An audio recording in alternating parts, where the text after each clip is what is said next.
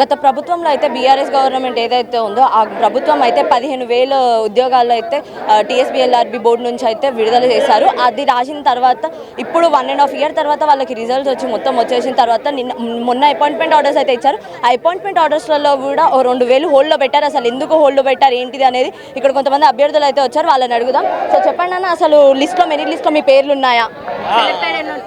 మా పేరు వచ్చి మాకు మెడికల్ కూడా అయిపోయింది.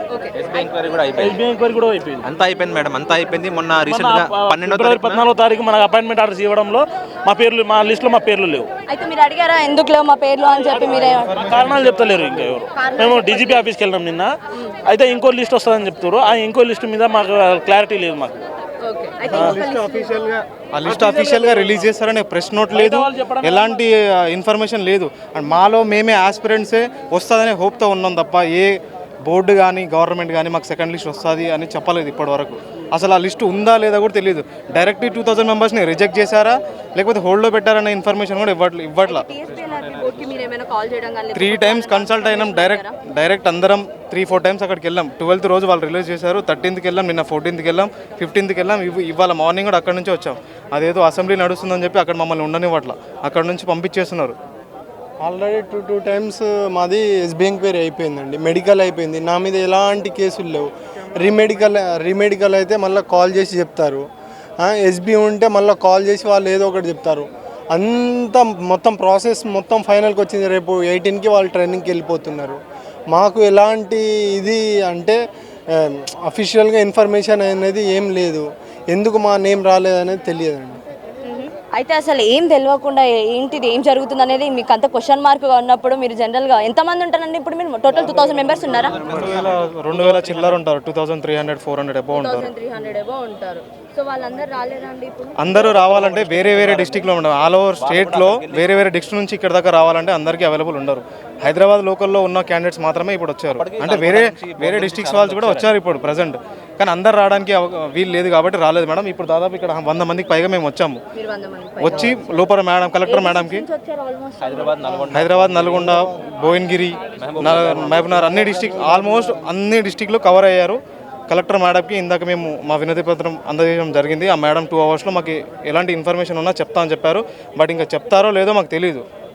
అఫీషియల్గా అందరికి క్వాలిఫై ఉన్న వాళ్ళు ఉన్నారు, 128, 130 ఉన్న వాళ్ళు ఉన్నారు, 130, 140 ఉన్నారు.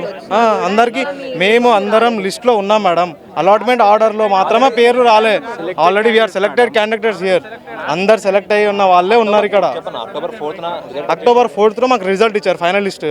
దాంట్లో అందరం సెలెక్ట్ అయిన వాళ్ళే ఉన్నారు. వాళ్ళ సెలెక్ట్ అయిన వారికి మాత్రమే ఎస్బీ మెడికల్ ఇవి అవుతాయి. మాకు అందరికీ 2 times అయిపోయినాయి. రీమెడికల్ ఉన్న వాళ్ళు కూడా అయిపోయినాయి, అందరివి అయిపోయినాయి. సో ఇప్పుడు ఎందుకు హోల్డ్లో పెట్టారనే ఇన్ఫర్మేషన్ మాకు తెలియదు. అసలు హోల్డ్లో పెట్టారో ఏం చేశారో అఫీషియల్ ఇన్ఫర్మేషన్ కానీ ప్రెస్ నోట్ కానీ ఏమైనా ఇస్తే, చైర్మన్ స్టేట్మెంట్ ఏమన్నా చైర్మన్ అయినా స్టేట్మెంట్ ఒక ప్రెస్ నోట్ అయినా రిలీజ్ చేస్తే మాకు తెలుస్తుంది కదా ఏం రీజన్ ఎందుకు ఆపినాము. శ్రీనివాసరావు గారు అపాయింట్మెంట్ మాకు ఇవ్వట్లేదు. బోర్డు మాకు గేట్ వరకే మా వాయిస్ రేజ్ అవుతుంది అంతే. ఎంతసేపు ఉన్న బయట డీజీపీ, ఏఎస్ఐలు, ఎస్ఐలు వరకే వాయిస్ రేజ్ అవుతుంది.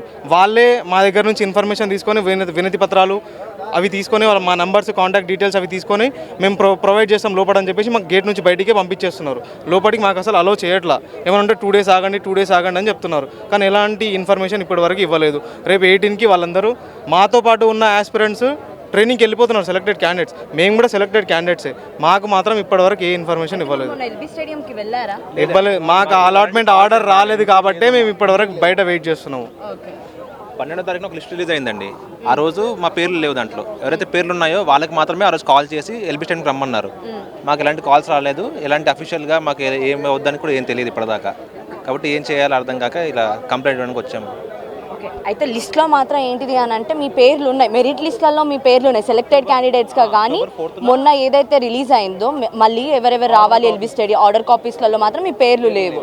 ఓకే, అయితే మీరు జనరల్గా అయితే ఇచ్చారు కదా, మరి ఫైల్ చేశారా? ఇప్పుడు లోపల కంప్లైంట్ ఇచ్చామండి. మేడంకి ఇస్తే ఒక 2 hours మేము చెప్తాం ఏదో ఒకటి మీకు అని చెప్పారు ఆవిడ. 2 hours ఫోన్ చేసి చెప్తా ఉన్నారు.